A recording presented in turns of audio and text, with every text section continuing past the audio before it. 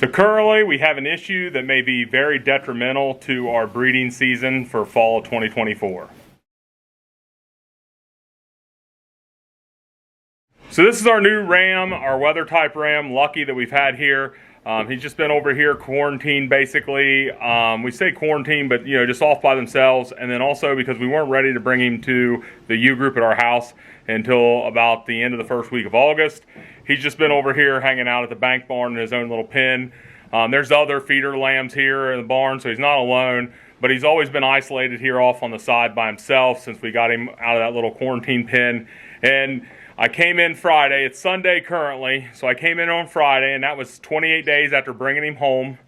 Fed him in the morning, and he didn't attack the feeder like normal, but the temperature's been fluctuating a little bit overnight, so I didn't really think anything of it.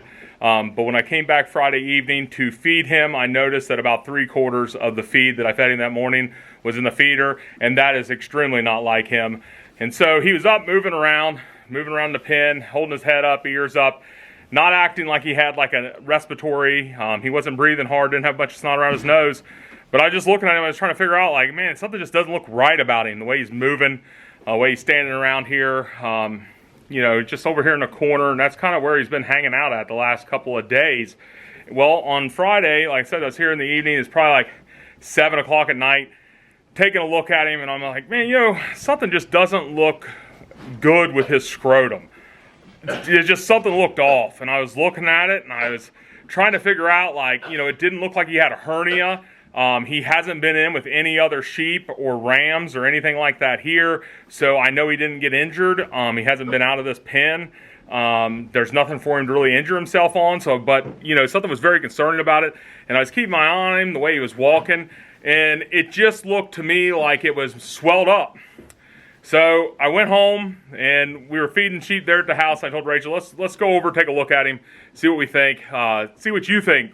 Put your eyes on him. Another set of eyes never will hurt, because maybe I'm just being a little dramatic. Well, she looked at him, and she thought the same thing. Took a picture, sent it to our vet, and our vet said, hey, this could be a very big deal. Let me come over right now. We're going to go ahead and do a blood test and then start him on antibiotics, check his temperature, and I'll be there here in about 45 minutes. Well, we checked his temperature, and he was at 105.1. She got here, and of course, I still haven't got this barn rewired with electric. We've been so busy, so this basement doesn't have any lights in it right now. I had to go home and get a generator, get it set up, tower light and everything, so we could see, so she could really check him over and be able to give a good diagnosis of what was going on with him.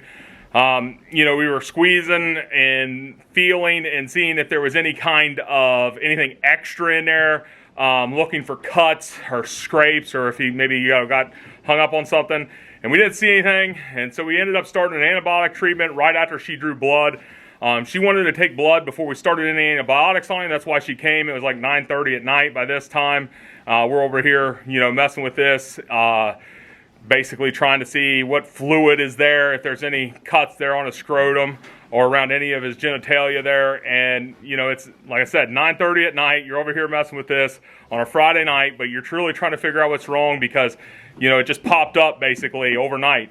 Well, she wanted to get blood tests done right then, and so we should know the results of that on Tuesday. It's Sunday now, but we had a 3-day protocol right now for 3 to 5 days of antibiotics, and we're on day 3. His temperature last night was 103.4, so it's starting to drop, but he's still swelled up.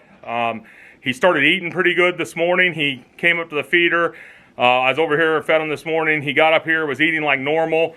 But, what we need to do is get in there, corner him, put a halter on him, take his temperature tonight, give him 3 shots of antibiotics, and then, just kind of have a look around on him.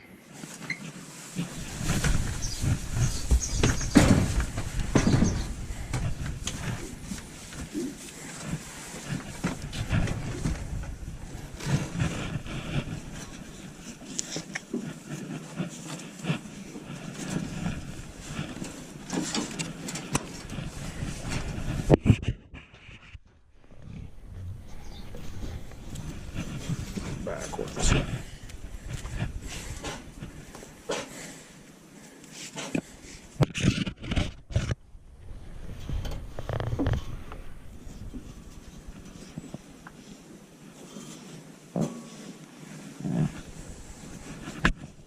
Okay, move the foldable gate down the side this way. More all the way.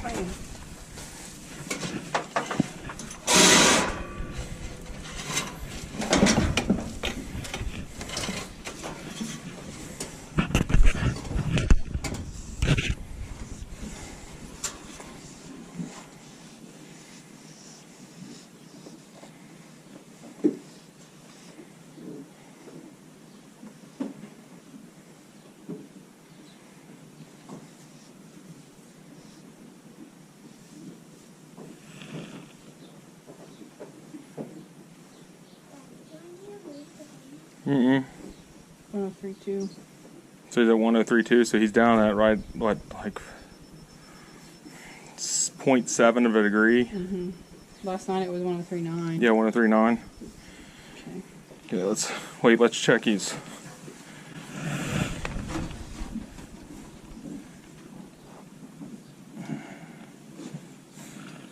Okay. I'll roll him over.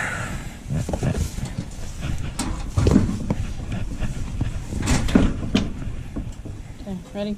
Mm-hmm.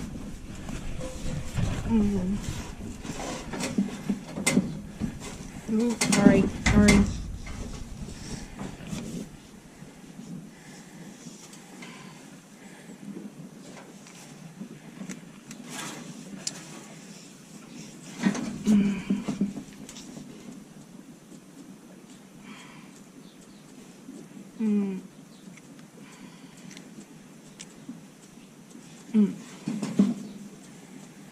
Okay.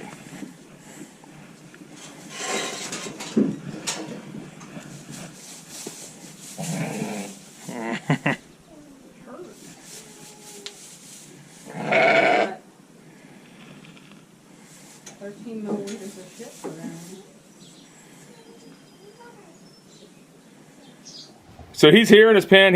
Those antibiotics burn every time. Basically, since Friday night, we've given him these. He goes over here, gets kind of defensive a little bit. We try not to mess with him too much. Getting ready to dump his feed here for the evening. He's back this morning. He ate almost 2 full pounds again. He's just very swelled up back there, full of fluid. This 103.2 or 1, whatever he was tonight, that's within the normal range. So we know he doesn't have a fever anymore. And right now, we're just hoping he continues eating. So we're doing all this underneath protocol set up by the vet. She was here. She's put hand on him this Friday night. Today, it's a couple days later, we'll let her know that his temperature's been dropping because she took that blood vial Friday night. We're hoping to have results from the test back. We're hoping by Tuesday. Here's what we don't know. We don't really know what it is. It could be brucellus, and if it's that, basically we just put a band on him and call him, and we do not use him to breed any of our ewes with. It could just be an infection also that has him swelled up from who knows what, some kind of illness. But the problem is, even if it is just an infection, because he's had this high temperature, this fever, and he's all swelled up like that in his scrotum, we were hoping that in the next, 17 to 30 days, we were going to be putting him in with about 20 to 23 ewes.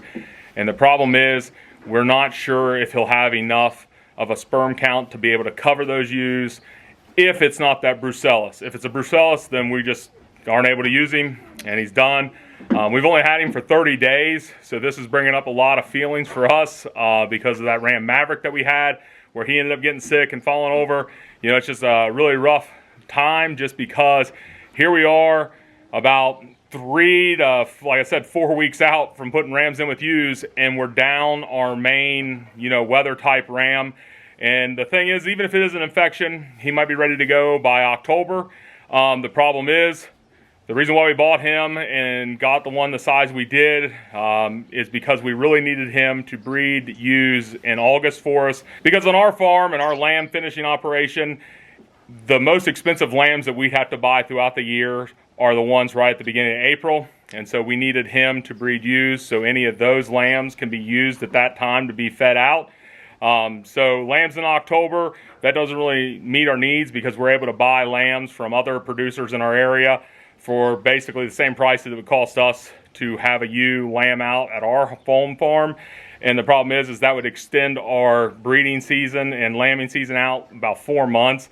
And that's just too much work for us. And like I said, it doesn't really make sense when there's a producer just down the road that produces a lot more lambs than we do. And he has them at different times of the year. So we're able to go in there and pick up weaning lambs when we need them. It just kind of works out for us that way, because then we can focus on our January, February lambing and be done with it for the year and just purchase in weaning lambs the rest of the year as needed. But right now what we're really hoping for is that it's just a random infection and he's just sidelined for this year, and we'll be able to keep him and put him back into use next year. Once, even if it is just an infection, we're going to have to get a test down here and do a sperm count on him to make sure that he didn't damage his reproductive system with the amount of swelling in there and the temperature that he had for that short period of time. So actually for like the last, yesterday, Saturday, me and Rachel spent a lot of time on the phone with other lamb producers in our area that we have bought feeder lambs from, talking to them about the possibility of renting a ram. We really aren't looking to purchase a second weather type ram this year, this close together. I mean, that wasn't our plan at all, but we need to make sure these ewes get covered, and you know, that's what we're kind of left with. So right now, we're kind of in the unknown. We're good to see that his temperature's back down again.